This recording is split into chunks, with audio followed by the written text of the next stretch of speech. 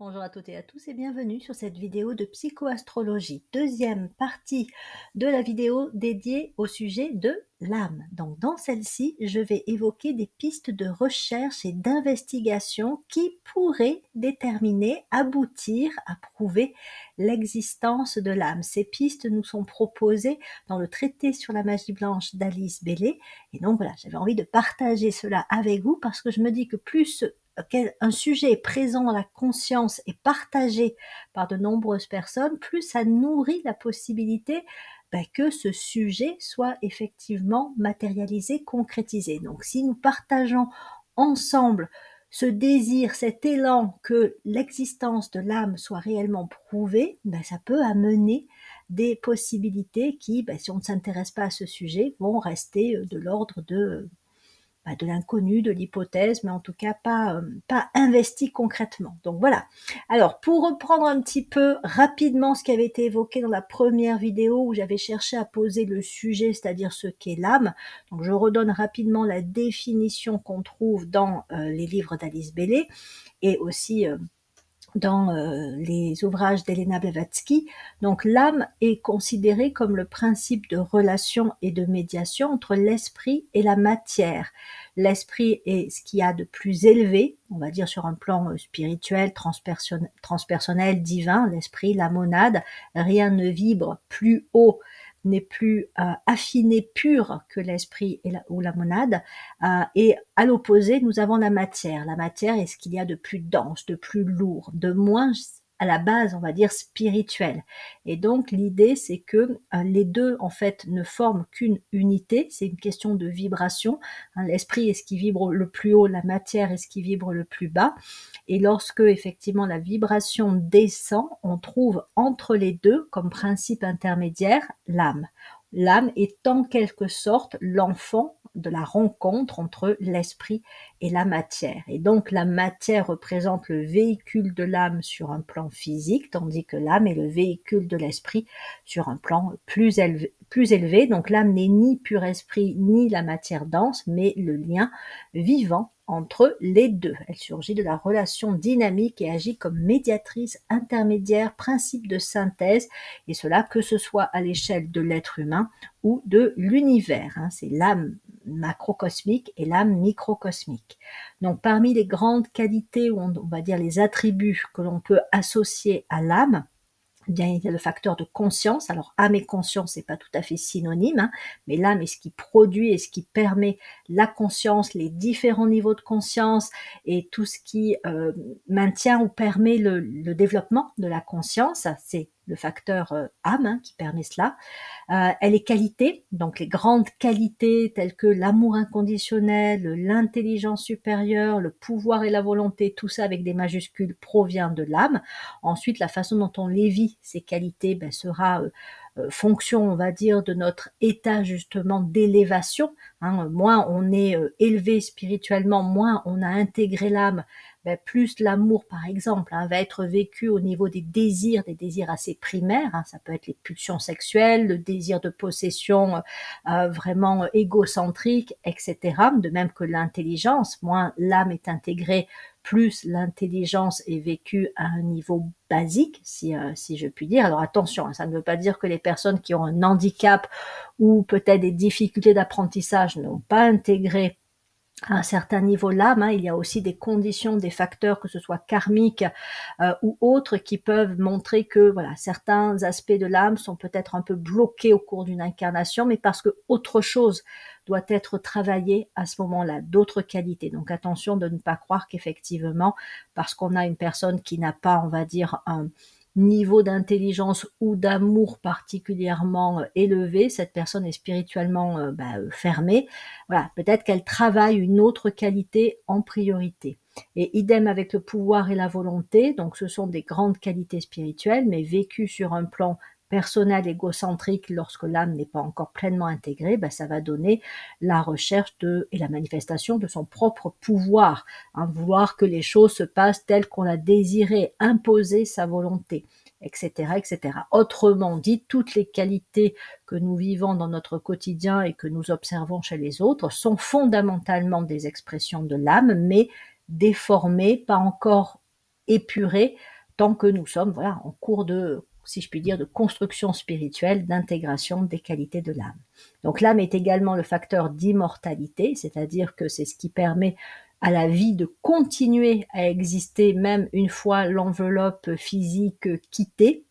C'est aussi l'âme qui est à la base des réincarnations et du choix des vies que l'on vit hein, les unes après les autres avec un peu un programme quelque part prévu avant la venue en incarnation et donc tout un plan qui va se dérouler au cours de la vie, auquel là aussi on peut participer activement, ou on peut résister, ou on peut ne pas en avoir vraiment conscience, puisque là encore, selon le niveau d'intégration de l'âme, ben, ce plan peut être plus ou moins connu.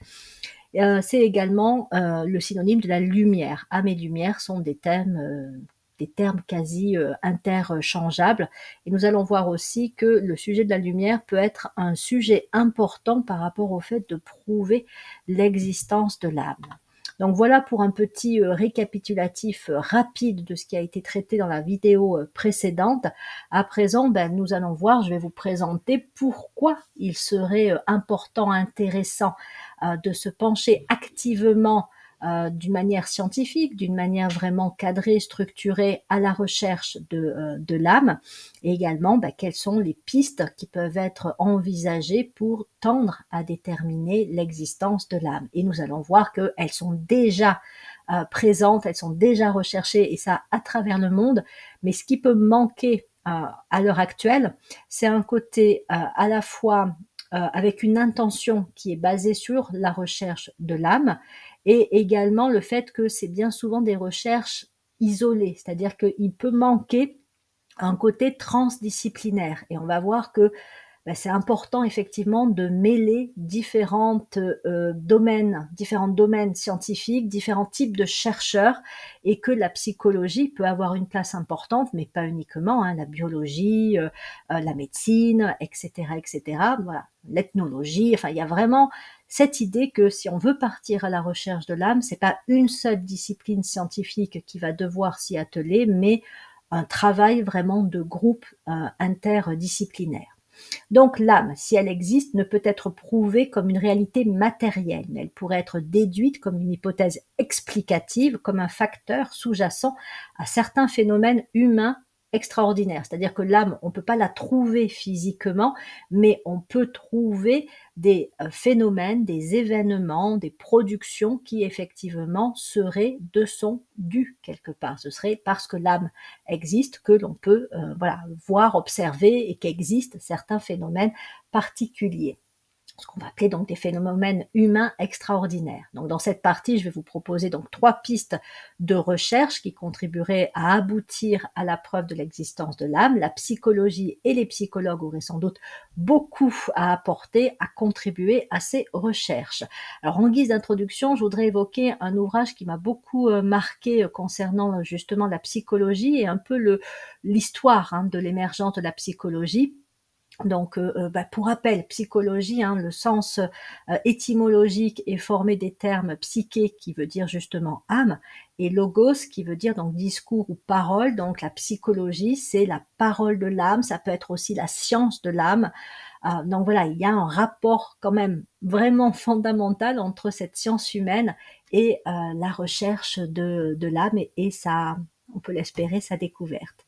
Donc, dans son livre, écrit donc par Régine Pla, hein, Naissance d'une science humaine, la psychologie, aux éditions Carnot. Donc, Régine Pla, qui est maître de conférences de psychologie à l'université René Descartes à Paris, elle retrace la genèse de la psychologie en France et dans le monde. Elle explique que cette science humaine émerge durant le dernier quart du 19e siècle, et elle se détache petit à petit de la philosophie pour exister de manière autonome. Ce que l'histoire a souvent oublié, et qui est remarquablement mis en exergue par Régine Pla, est qu'à ses débuts, la psychologie comprenait des recherches sur ce qu'aujourd'hui nous nommerions parapsychologie, c'est-à-dire le spiritisme, le magnétisme animal, les perceptions extrasensorielles, la télépathie, etc. Bref, divers phénomènes dits psychiques qui encore de nos jours restent bien souvent inexpliqués par la science quand ils ne sont pas évidemment l'œuvre de simulateurs ou de charlatans. Ces études n'étaient pas le fait de marginaux ni d'illuminés, mais de savants respectés qui s'engageaient à maintenir leurs recherches dans un cadre scientifique conforme à leur époque. Parmi les premiers psychologues, certains se sont penchés sur des recherches visant à démontrer l'existence de l'âme.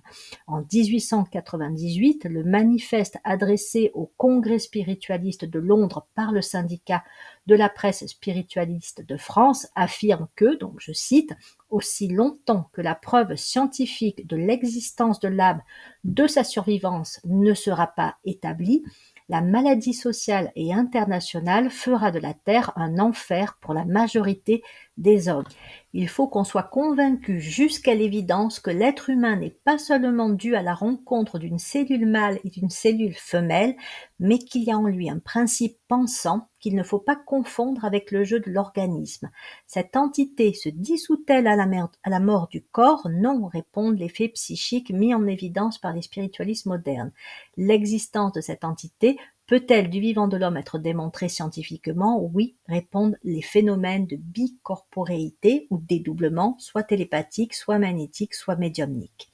Donc voilà, il y a effectivement cette idée dès cette période et qui a été mise de côté par la suite, que le sujet de l'âme est un sujet essentiel, non seulement parce que c'est un sujet qui mérite d'être traité, mais parce qu'il pourrait participer à transformer le monde à partir du moment où effectivement on arrive à prouver l'existence de l'âme et de sa survivance.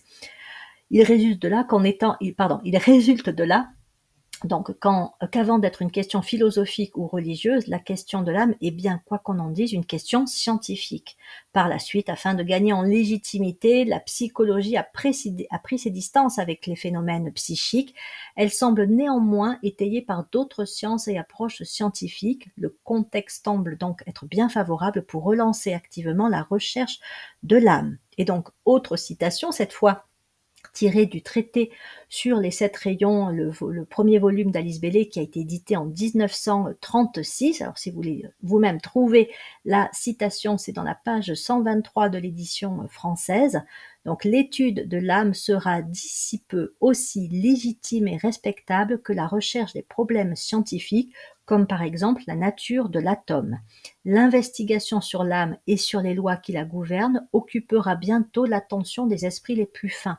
La nouvelle psychologie réussira finalement à prouver son existence et parallèlement la réponse intuitive et instinctive de l'humanité à la nourriture de l'âme émanant du côté invisible de la vie démontrera avec succès l'existence d'une entité spirituelle dans l'homme, une entité parfaitement sage, immortelle, divine et créatrice.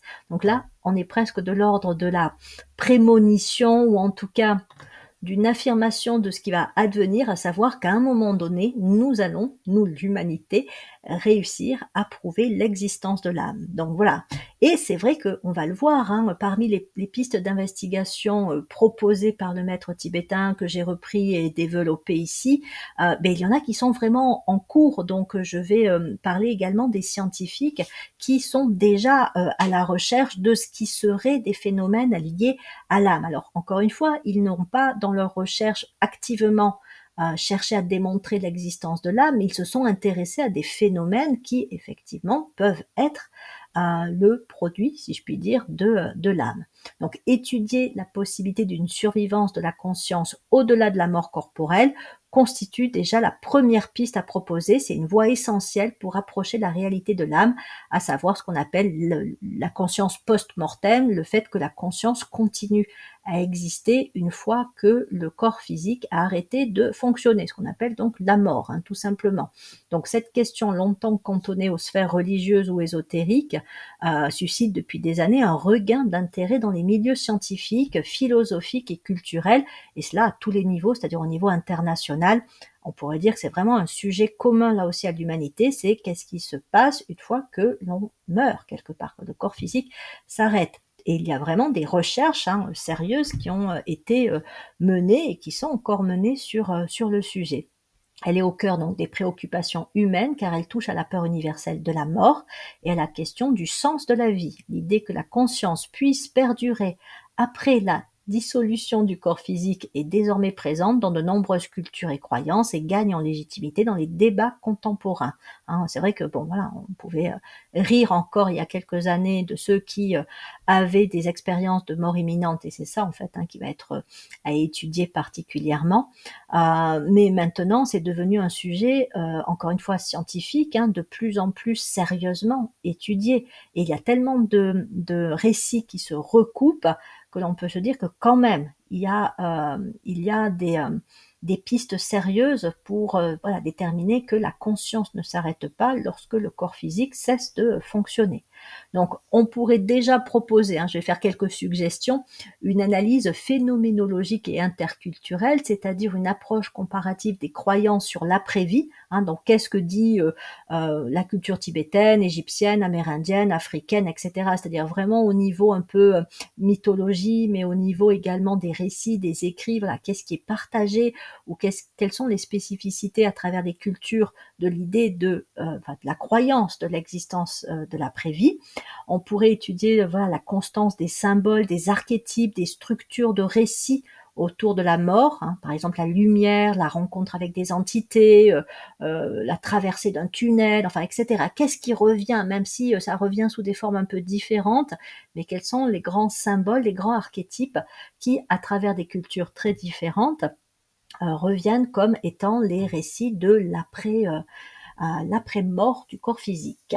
Donc, recherche évidemment sur les expériences de mort imminente, EMI en français, NDE en anglais. Donc, voilà, il y a de nombreuses études qui ont déjà été réalisées sur le sujet. On peut citer le docteur Raymond Moody, le docteur Kenneth Ring, le docteur Pim Van Lommel, je crois, et plus récemment le programme AWARE dirigé par Sam Parnia qui tente de mesurer la conscience pendant un arrêt cardiaque. Donc là, il s'agit effectivement de s'intéresser aux personnes qui vivent un arrêt cardiaque, c'est-à-dire qui, entre guillemets, décèdent pendant quelques minutes et reviennent, grâce au progrès de la science, hein, qui permettent de faire revenir des personnes qui ont eu un arrêt cardiaque, et donc de voir à ce moment-là ce qu'elles évoquent comme expérience vécue pendant ces quelques minutes où effectivement le corps était, si je puis dire, à l'arrêt, hein, au niveau du cœur, au niveau du cerveau. Donc là, on pourrait proposer d'étendre le modèle AWARE qui est déjà un modèle bien construit hein, d'études de la conscience après un arrêt cardiaque, un plus grand nombre de centres médicaux avec des protocoles harmonisés, des bases de données centralisées, un suivi longitudinal des patients après l'expérience et croiser donc les résultats avec des chercheurs en philosophie de la conscience, en anthropologie, en psychologie transpersonnelle, pour une approche vraiment interdisciplinaire. Et encore une fois, hein, tout ça est déjà mené à travers le monde. Hein. Là, j'ai cité que quelques scientifiques, mais ils ne sont évidemment pas les seuls. Après, l'idée, c'est alors j'allais dire d'universaliser, je ne sais pas si c'est le bon terme, mais de vraiment faire en sorte que ce soit partagé, enfin, que tous ceux qui travaillent autour de ça soient interconnectés quelque part. Et c'est vrai qu'avec Internet ou avec toutes les possibilités de rapidité d'échange de l'information, voilà, la mise en place d'un réseau, partage des données, des résultats, et uniformiser un protocole pour en faire quelque chose qui soit vraiment, encore une fois, porté par du transdisciplinaire, ça paraît être une approche déjà essentielle pour déterminer le fait que la conscience continue à survivre à la mort du corps physique. On pourrait aussi se pencher sur l'étude des souvenirs de vie antérieure, et ça aussi, hein, il y a déjà des recherches qui ont été menées, hein, notamment par le docteur Ian Stevenson et son successeur, le docteur Jim Tucker à l'université de Virginie, qui donc a notamment porté sur des enfants rapportant des souvenirs vérifiables de vie précédente. Et c'est là qu'il est intéressant, c'est la notion de souvenir vérifiable de vie précédente. C'est-à-dire que voilà, on pourrait dire oui, ce sont des enfants, donc ils peuvent avoir une imagination débordante ou ils peuvent avoir tendance à fabuler, mais là, on peut se dire, bon, voilà, si effectivement il y a des évocations de vie antérieure, en fonction des souvenirs, des événements évoqués, on peut aller vérifier si, par exemple, voilà, tel lieu dans lequel l'enfant ne s'est jamais rendu existe véritablement, voilà, si il y a telle trace ou tel objet que l'on peut retrouver, voilà, on est effectivement sur ces idées-là. Et là, c'est pareil, l'idée serait de développer une base de données internationale et standardisée de cas. Alors, peut-être pas uniquement des enfants, hein, parce que certains adultes aussi peuvent avoir à un moment donné alors je sais pas si on peut appeler ça une crise, hein, mais des souvenirs qui émergent suite à des événements parfois aussi marquants, ou alors ils ont des capacités à se souvenir de leur vie antérieure. Et donc il s'agirait pareil de partager ça à un niveau international avec une méthodologie comparative et un comité d'évaluation interdisciplinaire afin de tester et retester la validité des souvenirs évoqués par ces personnes qui auraient effectivement des réminiscences. Donc, on est toujours sur la piste de la conscience au-delà de la vie dans le corps physique. Donc, on pourrait aussi se pencher sur les états modifiés de conscience, donc en utilisant les avancées en neurosciences pour explorer des états de conscience dissociés ou non localisés, voilà, ceux qui peuvent voyager en dehors de leur corps, mais aussi qu'est-ce qui se passe quand on fait une méditation profonde, quand on fait une hypnose régressive, quand on pratique la respiration holotropique ou à partir de sons binauraux, on peut avoir des états de conscience modifiés. On peut également, avec l'usage de psychédéliques, alors évidemment, c'est pour la plupart des pays illégaux, mais n'empêche que dans certains pays, dans certaines cultures, vous avez l'usage, alors contrôlé, encadré, de psychédéliques tels que l'ayahuasca, et qui donne effectivement des états de conscience modifiés. Alors je dis pas qu'il faut tout se mettre à l'ayahuasca, parce qu'encore une fois, en France, c'est considéré comme illégal et pour des raisons tout à fait compréhensibles, mais peut-être que dans certaines cultures et dans un certain cadre, et peut-être là encore pour l'usage de certains psychédéliques, il y a des possibilités d'étudier ce qui se produit là. Donc, comparer les structures et les récits de ces expériences avec ceux rapportés dans les EMI, donc les expériences de mort imminente ou les récits mystiques. L'idée, c'est qu'effectivement, en étudiant les états modifiés de conscience, là, c'est de les étudier en rapport avec ce qui est évoqué lors des expériences de mort imminente. Après, on peut aussi étudier les états de conscience modifiés. C'est une autre piste en soi. Je vous en parlerai par la suite. Donc, mesure des impacts psychologiques et sociaux. Ça aussi, c'est hyper intéressant parce que pareil, si on vit une expérience de mort imminente, c'est des expériences qui sont transformatrices. Donc là, il s'agirait d'observer les effets psychologiques des personnes qui ont vécu ce type d'expérience. Et notamment, on pourrait se demander si la peur de la mort est toujours présente chez ces personnes-là, si ça n'induit pas des changements de priorité de vie, si ça ne développe pas certains comportements qui n'existaient pas auparavant chez la personne, notamment des comportements altruistes. Voilà, donc ce serait effectivement d'observer et de reprendre ce qu'est la personne avant cette expérience et ce qu'elle devient lorsqu'elle a vécu cette expérience, et si ça dure aussi dans le temps, parce que parfois on peut avoir une crise ou un événement qui fait que on amène des changements, mais voilà, ça ne dure pas forcément. Donc étudier aussi l'effet éventuellement thérapeutique que peut avoir l'expérience de mort imminente sur des addictions, la dépression ou le deuil. Alors là, il faut trouver aussi des personnes qui ont ces deux critères, c'est-à-dire qui ont soit une addiction, soit sont dans un état de dépression ou vivent un deuil, et qui, à ce moment-là de leur vie, vivent une expérience de mort imminente, et est-ce que ça change quelque chose par rapport à ces états dans lesquels ces personnes peuvent se trouver avant de vivre l'expérience de mort imminente.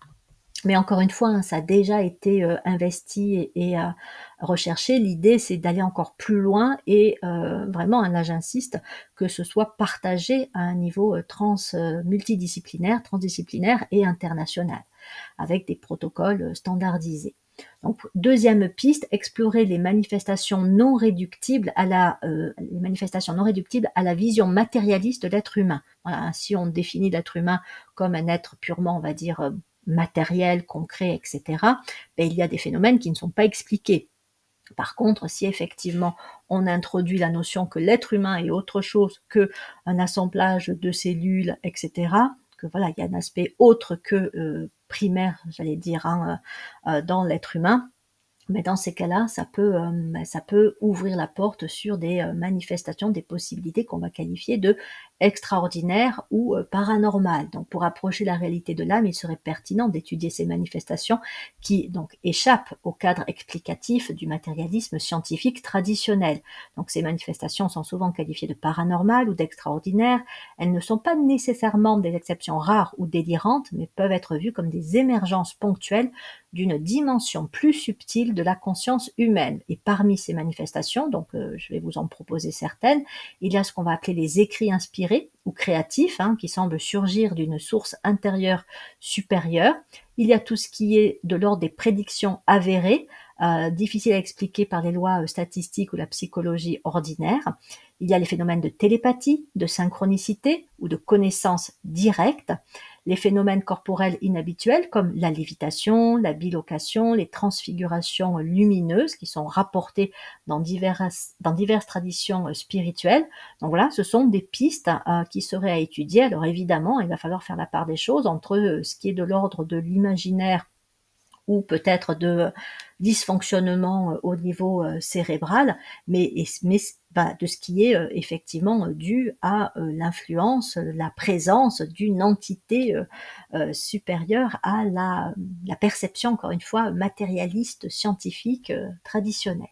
Donc à cela, il pourrait être rajouté le fait de porter une attention spécifique aux effets observables de la méditation profonde et d'ouvrir un dialogue avec ceux qui disent percevoir les corps subtils, les centres énergétiques, les chakras, afin de confronter leur perception à des données objectives. Donc, des recherches ont déjà bien évidemment été menées dans ce sens. On peut notamment citer le docteur Hiroshi Motoyama, donc un japonais, qui a tenté de mesurer l'activité des chakras avec un dispositif qu'il a conçu, le chakra instrument, censé détecter des variations électrophysiologiques. Ces recherches n'ont pas été reconnues comme valides par les standards académiques occidentaux.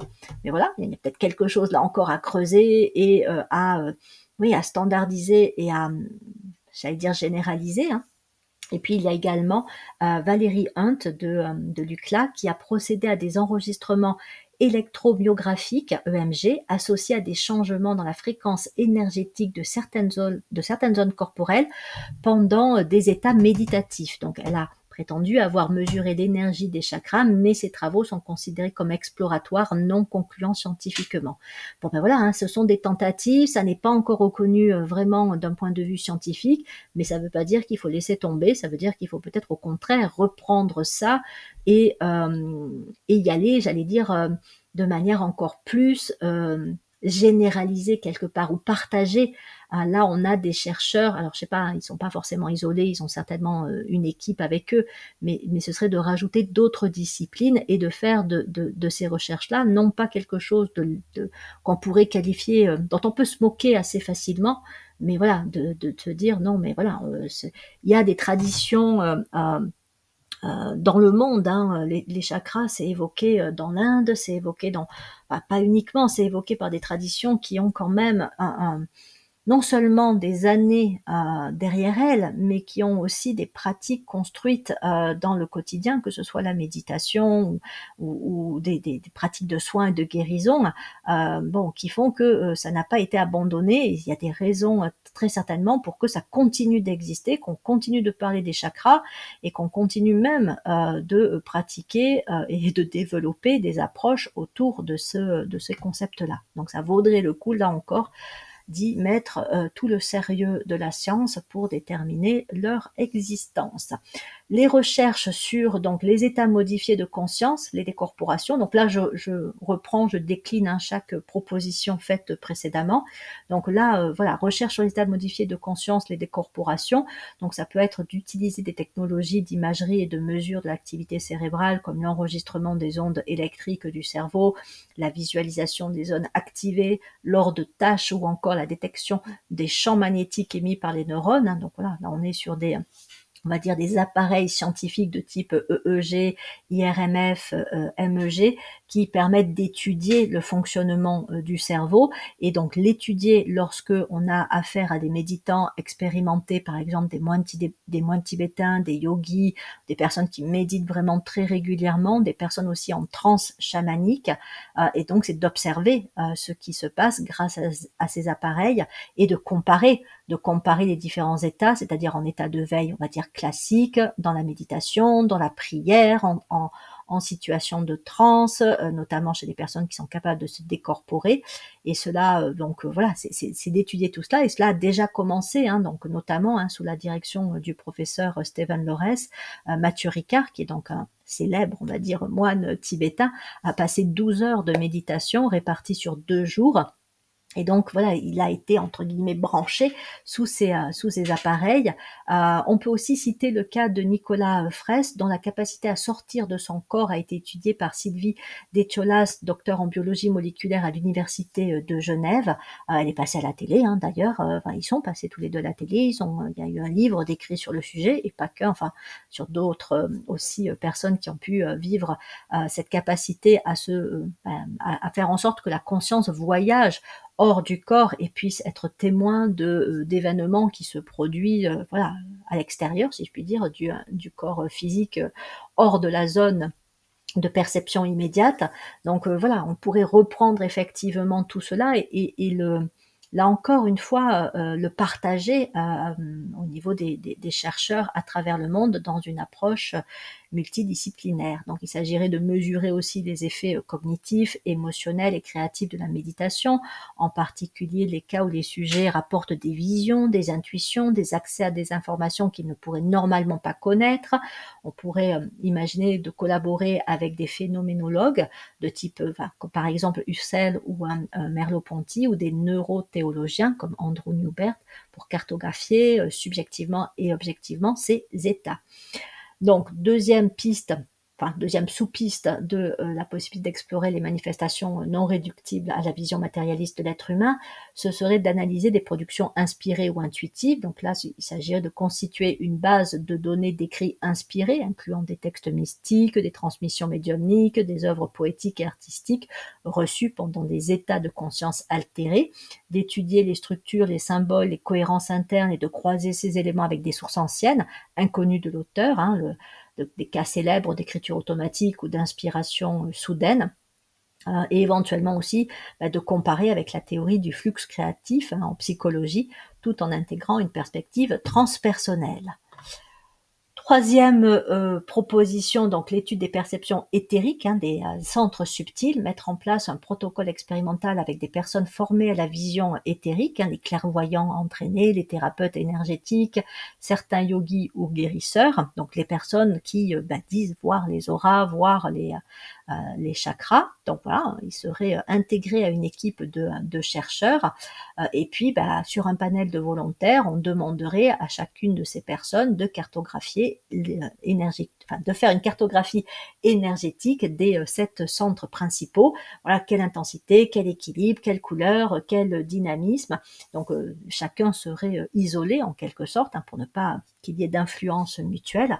Et donc en évaluant comme ça, en mesurant chez des volontaires leur aura, leur centre éthérique, après on pourrait recouper les informations recueillies, on pourrait faire suivre cette évaluation d'examens médicaux et hormonaux, notamment sur le système endocrinien, puisque voilà, les glandes endocrines ont un rôle particulièrement important en lien avec l'expression des chakras, donc les glandes pinéales, l'hypophyse, la thyroïde, surrénale, etc.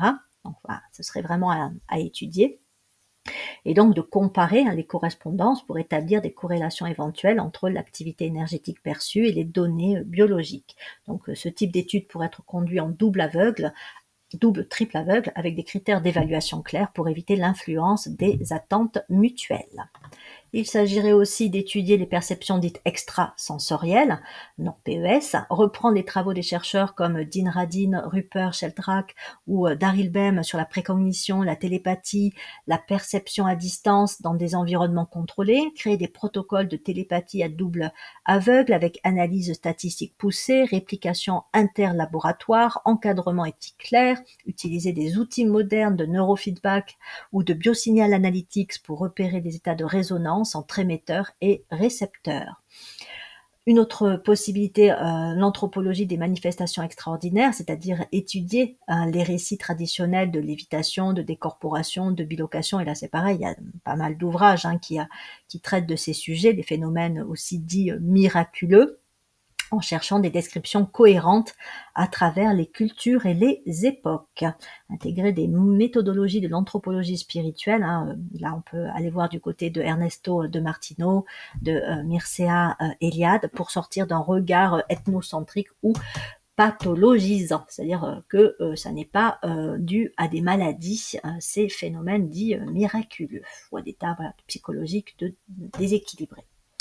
Abordons à présent la troisième piste de recherche et d'investigation. Il s'agirait là d'étudier des personnes manifestant des qualités et des capacités donc extraordinaires et plus précisément des qualités de type, des personnes qui dégagent un amour inconditionnel ou impersonnel, une intelligence intuitive ou visionnaire, une créativité transcendante, une volonté inébranlable ou une capacité de service désintéressé, autant de qualités ou d'expressions que l'on associe à l'âme. Ces qualités que certaines traditions spirituelles associent donc à la nature de l'âme peuvent être observées chez des figures qualifiées de génies, chez des grands sages ou des grands inspirateurs de l'humanité et dans tous les domaines, que ce soit justement la science, mais aussi l'art, la politique, l'action sociale, humanitaire, etc.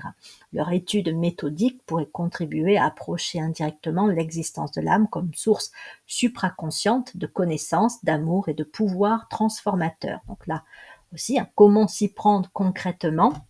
Quel axe et modalités de recherche scientifique seraient envisageables? Une étude neuroscientifique des états de génie, mais aussi donc des états de compassion, d'inspiration, explorer l'activité cérébrale de personnes reconnues pour leur génie créatif ou leur amour désintéressé, leur sagesse profonde, au moyen de technologies telles que l'imagerie cérébrale, l'enregistrement d'activité électrique du cerveau. Donc on pourrait par exemple observer le fonctionnement cérébral durant des actes de création artistique ou scientifique, des prises de décision altruistes ou lors de méditation sur l'amour universel, sur la compassion. Voilà, qu'est-ce qui se produit dans le cerveau lorsque une personne vit ces états-là. Alors évidemment, c'est pas assez évident que ça de dire je vais être dans un état de prise de décision altruiste, donc branchez-moi sous les machines et on va voir ce qui se passe. C'est difficile à contrôler.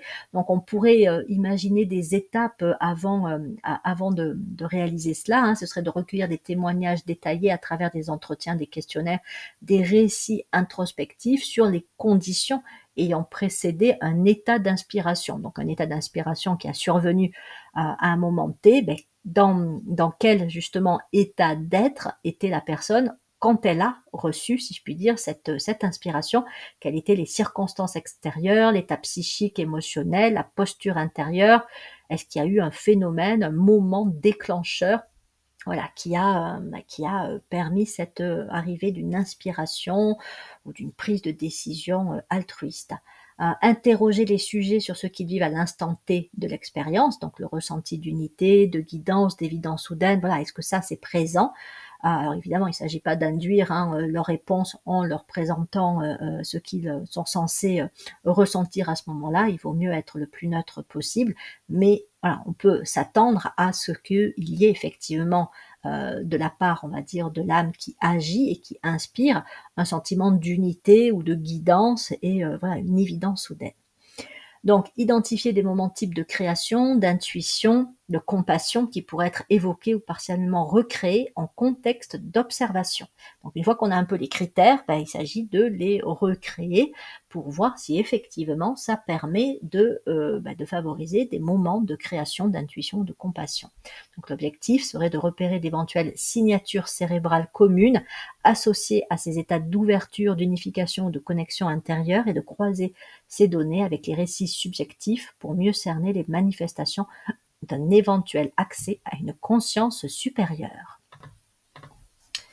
Donc on continue sur cette piste donc d'études de personnes manifestant des qualités et capacités extraordinaires. Donc on peut proposer une analyse comparative de profils humains d'exception, donc construire une typologie des individus manifestant des qualités supérieures, intelligence intuitive ou génie visionnaire, créativité inspirée, volonté héroïque et résilience morale, amour impersonnel, service désintéressé, etc. Donc étudier leur parcours, les récits de vie, les journaux personnels, les expériences d'inspiration, les témoignages de leur entourage, parce que bon, il peut aussi s'agir de personnes qui ne sont plus présentes, hein, voilà, des personnes décédées. Donc comparer les facteurs personnels, innés, éducation, environnement, avec ceux qui pourraient relever d'une guidance intérieure, d'une expérience transpersonnelle ou d'une intuition profonde non acquise par le raisonnement analytique. On pourrait également rechercher les mécanismes de l'altruisme pur et de l'amour inconditionnel, mettre en place des protocoles pour l'étudier sans attente, par exemple étudier l'altruisme sans attente de retour, notamment dans des contextes particulièrement adverses ou prolongés, hein, par exemple chez les aidants qui accompagnent des personnes en fin de vie, chez les personnes qui défendent les droits humains contre vent et marée, chez les soignants en situation extrême. Donc là, c'est juste quelques exemples. Donc la manifestation de l'altruisme, en fait, on est très proche d'un sacrifice personnel puisqu'il n'y a pas d'attente d'un retour sur, on va dire, un peu l'investissement que l'on donne face à ces situations. Donc là, il s'agirait de recueillir les motivations profondes, les effets aussi neurobiologiques, hein, par exemple avec la production d'hormones, hein, oxytocine, dopamine, les marqueurs émotionnels ou comportementaux, et puis les récits subjectifs de sens ou de connexion intérieure. Là encore, hein, peut-être que pour certaines personnes, c'est de l'ordre de l'évidence, hein, l'évidence de l'investissement, du travail à réaliser, ou alors parfois d'une action à un instant T, hein, comme quand on va par exemple plonger dans une eau agitée pour sauver un enfant de la noyade. Voilà, qu'est-ce qui se produit à l'instant T chez la personne pour qu'elle mette sa vie en danger, donc elle aille à l'encontre de ses instincts les plus primaires pour voilà, sauver la vie de quelqu'un d'autre. Alors des fois ça peut être aussi par rapport à des animaux, ou ça peut être effectivement voilà, se mettre en danger soi-même. Donc cela permettrait de cerner si ces états relèvent d'un fonctionnement cérébral rare ou d'une ouverture à un plan de conscience supérieur.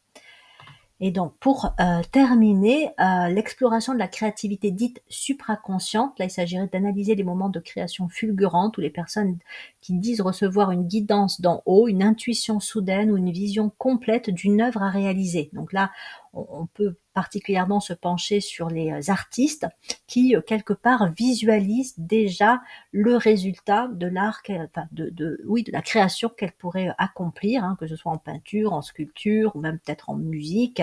Voilà, c'est effectivement, alors ça se rapproche des états de flow, hein, de flux créatif, de ce que Maslow appelle aussi des expériences culminantes. Voilà, étudier le fonctionnement simultané des réseaux cérébraux habituellement non connectés, ce qu'on appelle aussi le mode par défaut ou le réseau exécutif. Donc voilà, est-ce que en étudiant cela, on pourrait déterminer la présence d'une supraconscience. Et donc pour terminer, en dehors de ces recherches qui sont effectivement de l'ordre de l'étude de l'être humain, il est proposé, enfin il est avancé dans le livre d'Alice Bailey, Traité sur la magie blanche, que des découvertes sur la lumière, sur les radiations et sur l'évolution des particules de lumière réalisées donc par des scientifiques devraient apporter une nette contribution à la possibilité de prouver l'existence de l'âme. Pour rappel, lumière et âme, c'est synonyme. Donc l'étude en soi de la lumière peut amener aussi des révélations concernant l'âme. Et donc l'évolution de la lumière au fil des temps sur la Terre a notamment entraîné l'évolution des espèces végétales et de l'être humain. La lumière sur Terre est actuellement en train de s'intensifier, notamment depuis la découverte de l'électricité et son utilisation dans le monde entier. Et le Tibétain avait annoncé que cette intensification se poursuivra jusqu'à 2025 pour se stabiliser. Donc voilà, là, bon, il y a eu aussi une annonce qui a été faite et qui pourra se vérifier aussi concrètement, à savoir est-ce qu'on continue après 2025 à développer la lumière à travers le monde, hein, avec l'électricité, ou est-ce que au contraire on va stabiliser parce que voilà, on se rend compte que ça a effectivement des effets sur les espèces végétales, mais même animales aussi, hein, et sur l'être humain, et que, à un moment donné, peut-être qu'il faut aussi freiner cette utilisation de la lumière et de l'électricité, notamment la nuit, hein, voilà. Où ça va se faire naturellement sans forcément qu'on se dise que c'est pour le bien-être, c'est une stabilisation qui va peut-être se faire naturellement.